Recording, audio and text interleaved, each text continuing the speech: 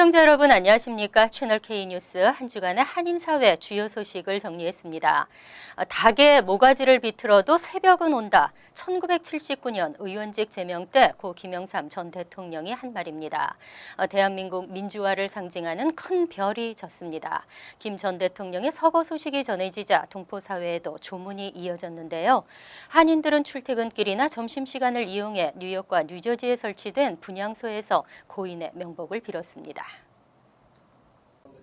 뉴욕 총영사관은 오늘 오전부터 맨해튼 파크 애비뉴 뉴욕 총영사관 8층에 김영삼 전 대통령의 조문소를 설치하고 일반인들의 조문을 받고 있습니다.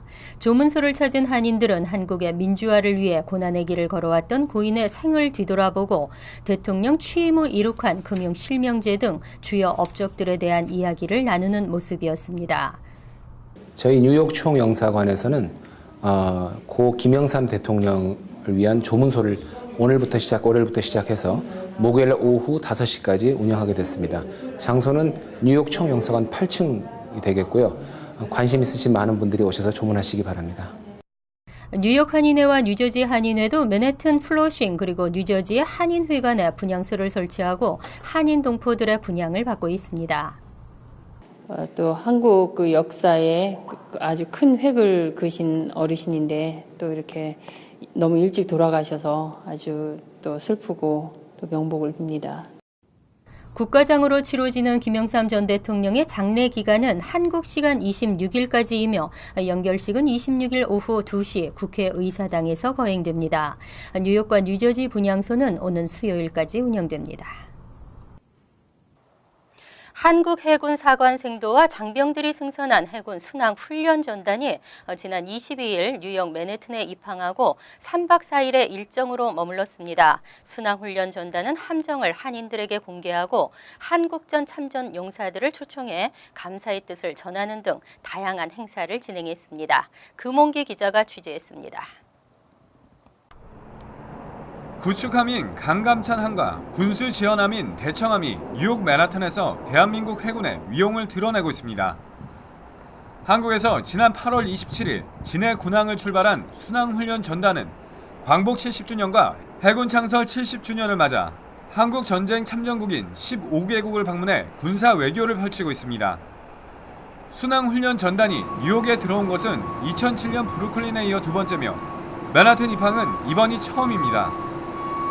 2015년도 순항훈련 전단은 광복 및 해군 창설 70주년과 6.25 전쟁 발발 65주년을 맞아 뉴욕을 방문하여 참전 용사들을 초청하여 어려웠던 시절 대한민국을 도와줬던 것에 대해서 감사하는 보훈을 하기 위해서 방문하였습니다.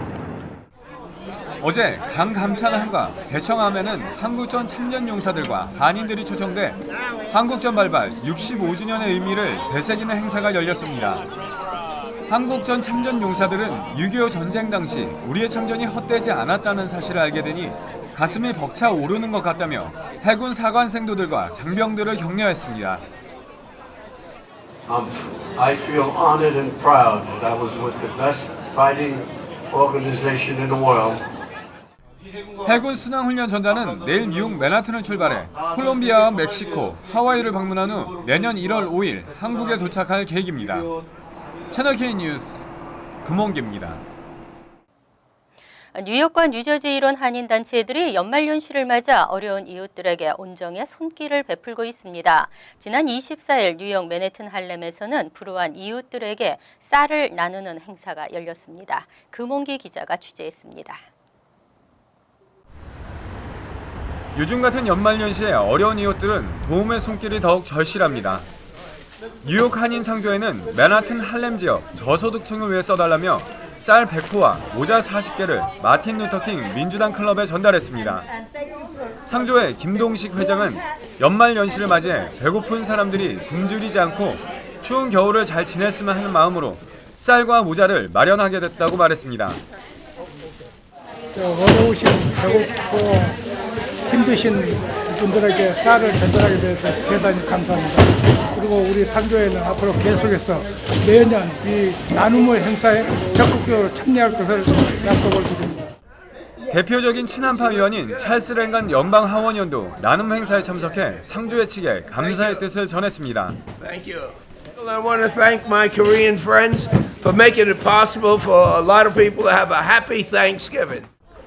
연말 연시를 맞아 소홀해지기 쉬운 어려운 이웃들에게 뉴욕 이런 한인 어르신들이 직접 나서 나눔을 실천하고 있어 한인 사회의 기감이 되고 있습니다. 채널 K 뉴스 금홍기입니다. 내년에 있을 한국 총선에 대한 재외선거 유권자 등록이 한창입니다. 뉴욕 총영사관에는 현재까지 약 500여 명이 넘는 사람들이 등록을 마쳤는데요. 전 세계 약 160개 재외 공간 가운데서는 세 번째로 많은 것으로 나타났습니다. 한국중앙선거관리위원회에 따르면 24일 오후 5시까지 뉴욕 총영사관에 접수된 재외선거 등록자는 모두 495명으로 집계됐습니다. 지난 15일부터 재외선거 등록을 시작한 것을 감안하면 매일 50명꼴로 접수하고 있습니다.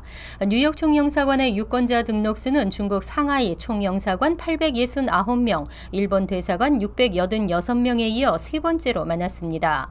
뉴욕 총영사관 다음으로는 491명을 기록 중인 중국 대사관이 차지했고 LA 총영사관 418명, 샌프란시스코 총영사관 405명, 시카고 총영사관 338명, 미 대사관 301명, 토론토 총영사관 297명, 프랑스 대사관 266명 등의 순으로 나타났습니다.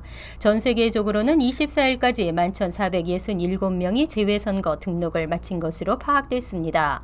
대륙별로는 아시아 지역이 5,696명, 미주 지역 2,894명, 유럽 1,449명, 중동 304명 등의 순으로 나타났습니다.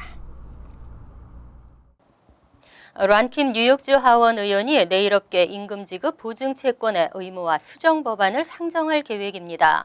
법안은 여건이 조성될 때까지 법안의 시행을 보류하고 미용 업계로도 확대할 것을 제안했습니다. 란킴 의원은 뉴욕주 의회 세션이 내년 1월 재개되자마자 내일 업계 임금채권 의무화 수정 법안을 상정할 계획이라고 밝혔습니다. 김 의원은 현재 동료 정치인들과 법안의 세부 사항을 논의하고 있는 단계라고 설명했습니다. 아직 구체적인 법안 내용은 알려지지 않았지만 뉴욕주 금융국으로부터 임금채권 의무화 조항을 시행할 수 있는 여건이 조성됐다는 승인을 받을 때까지 법안의 시행을 보류하는 내용 등이 포함된 것으로 알려졌습니다. 또 네일업계뿐만 아니라 미용업계 전체로 임금채권 의무화를 확대하는 내용도 포함된 것으로 전해졌습니다. 이에 대해 김 의원실 측은 전체 네일업계 중 90% 이상이 아시안 이민자들이기 때문에 네일업계에만 임금채권을 의무화하는 것은 아시안 이민자들에 대한 차별적인 행정 규제가 될 수밖에 없다고 지적했습니다. 또 네일업계보다 수십 배는 큰 미용업계에서 임금채권 의무화를 시행하기 위해서는 상당한 시간과 검증 작업이 필요하기 때문에 주지사실도 신중하게 접근할 수밖에 없을 것이라고 덧붙였습니다. KCS가 무산됐던 유대인 센터 매입을 다시 검토할 수 있게 됐습니다. 퀸즈 한인 동포회관 건립에 한 걸음 다가갈 수 있을지 관심이 모아지고 있습니다.